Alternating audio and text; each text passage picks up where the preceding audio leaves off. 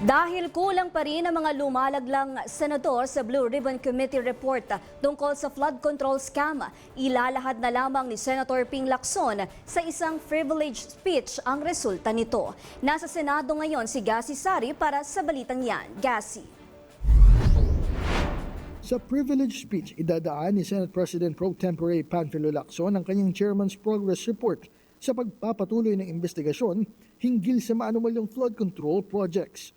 Ayon kay Lacson, ito ay dahil kulang pa rin sa kinakailangang bilang ng lagda ang partial committee report kung saan 6 pa lang at may 3 pang kulang upang tuluyang maihain sa plenaryo.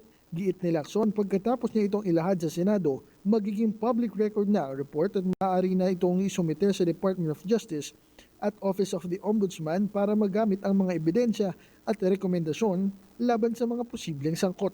Anya, sayang kung mabubulok lang ang mga ebidensya at hindi mapakikinabangan. Samantala, binanatan din ni Lacson si Senator Rodante Marcoleta matapos nitong bigyang diin ng imbitahan si dating House Speaker Martin Romualdez sa pagdinig. Tugon ni Lacson, 2 beses nang inimbitahan ng Blue Ribbon si Romualdez noong November 14 at January 19 pero hindi naman ito sumipot. Dagdag pa nito, matagal nang umiiral ang interparliamentary courtesy sa pagitan ng Senado at Kamara kaya idinadaan sa Office of the Speaker ang imbitasyon sa mga kongresista. Tama.